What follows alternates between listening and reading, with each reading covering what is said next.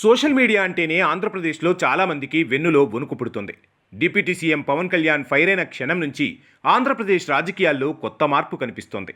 వాళ్ళు వీళ్ళు అని కాదు, హద్దులు దాటి చెత్తరాతలు రాసిన ఎవరినీ పోలీసులు వదలడం లేదు. డైరెక్టర్ రామ్ గోపాల్ వర్మకు కూడా ఈ రచ్చ అంటుకుంది. ఆంధ్రప్రదేశ్ పోలీసులు వర్మకు నోటీసులు ఇచ్చారు. హైదరాబాద్ జూబ్లీ హిల్స్లోని ఆర్జీవీ ఇంటికి వెళ్లిన ప్రకాశం జిల్లా పోలీసులు నోటీసులు అందించారు.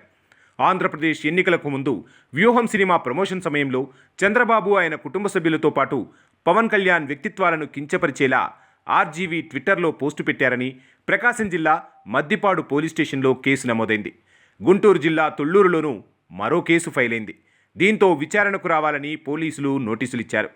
పోస్టు ఎప్పుడు పెట్టారన్నది కాదు, తప్పుగా పెట్టారా లేదా అన్నట్లుగా వెతికి మరీ పట్టుకుంటున్నారు పోలీసులు. వర్మకు జస్ట్ నోటీసులు మాత్రమే. సోషల్ మీడియాలో హద్దులు దాటిన చాలామంది ఇప్పుడు జైలు ఊచలు లెక్కిస్తున్నారు.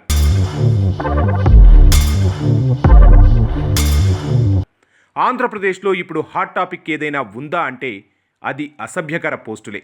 సోషల్ మీడియాలో అసభ్యకర, అభ్యంతరకరమైన పోస్టులు పెట్టేవారిపై ఏపీ పోలీసులు వారం రోజులుగా చర్యలు తీసుకుంటున్నారు.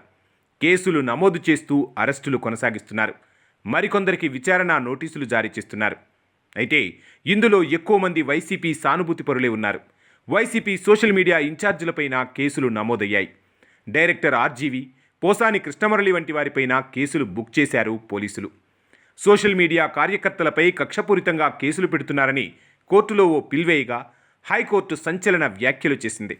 అందులో తప్పేముందని ప్రశ్నించడమే కాదు, కేసులు పెట్టొద్దని పోలీసులను ఆదేశించలేము అని దిమ్మ తిరిగే షాక్ ఇచ్చింది. సోషల్ మీడియా పైశాచికత్వం ఏ స్థాయికి వెళ్ళిందో చెప్పడానికి హైకోర్టు ఘాటు వ్యాఖ్యలే నిదర్శనమంటూ పలువురు అభిప్రాయపడుతున్నారు.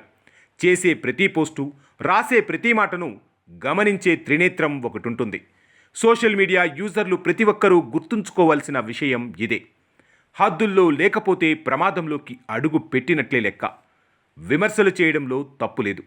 హద్దులు దాటి ఓవర్ యాక్షన్ చేస్తేనే అసలు సమస్య. ఇంతకీ సోషల్ మీడియా ఘోరాలపై ఎలాంటి చట్టాలున్నాయి? ఆ కేసుల్లో ఇరుక్కుంటే జీవితం నాశనమేనా?